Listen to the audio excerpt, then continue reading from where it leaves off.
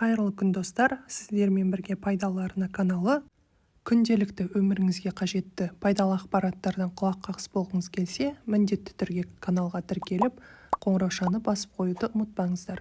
Видео ұнаған болса, достарыңызбен, таныстарыңызбен бөлісіңіздер, лайк басып, комментарий қалдыруды ұмытпаңыздар. Бүгін сіздермен қандай да бір несиені алған кезде сақтандыру полистері немесе сақтандыру шарттары болған жағдайда, егер де сіз несиені мерзімінен бұрын толықтай жабатын болсаңыз, қолданылмаған сақтандыру полистерінің суммасын қалайша қайтарып аламыз, соның жолын көрсетемін. Ең алдымен телефонымыздағы eGov Mobile қосымшасына кіреміз. Сол жерде астына қарай түскен кезде другие сервисы деген бар. Сол кнопканы басамыз. Ашылған парақшадан ГКБ, явный гид по кредитной и страховой истории дегенді тауып аламыз. Осы жерді басып кіреміз. Осы жерде сіздің атыңыздағы барлық кредиттеріңіз, яғни несиелеріңіз және де оған қатысты сақтандыру шарттары полистері шығып тұрады. Ең астына қарай түсесіз, себебі бірінші тұрған бұл сіздің несиелеріңіз. Бізге керектісі белсенді сақтандыру шарттары және полистері. Сақтандыру шарттары бойынша мәлімет дегенді ашамыз. Сол кезде сізде сақтандыру шартының яғни қолданылу мерзімі уақыты шығып тұрады.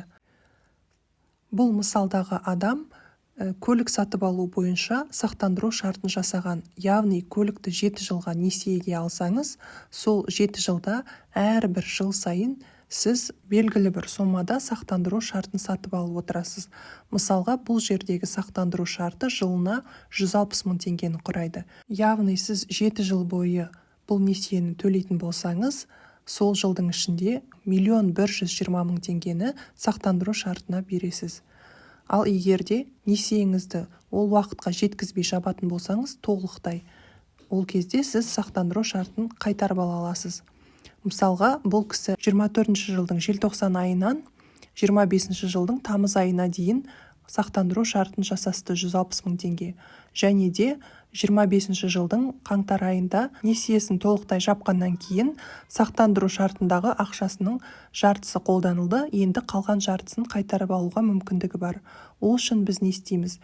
Несиеміздің толықтай жабылғандығы туралы анықтама әкелеміз банктен, яғни сіздің атыңызда қарыз жоқ деген сізге анықтама береді, справка. Одан кейін атыңызда Айван счет, яғни 20 таңбалы KZ деген номері бар счетыңыз болады. Кез келген өзіңізге қолайлы банктегі счетыңызды әкелесіз және де жеке куәлігіңізді бересіз. Әрі қарай әрбір сақтандыру компаниясының өзінің шарттары болады. Ол кісілерге хабарласып, осы туралы айтасыз. Бұл мысалдағы адам несиесі жабылғаннан кейін бірден сақтандыру компаниясына хабарласып, керекті документтерін тапсырып, 3 жұмыс күнінің ішінде 76 мың теңгесін қайтадан қайтарып алды. Егер ақпарат пайдалы болса, мен қуаныштымын. Арнаға міндетті түрде тіркеліп, лайк басып, комментарий қалдырыңыздар достар. Назарларыңызға көп рахмет.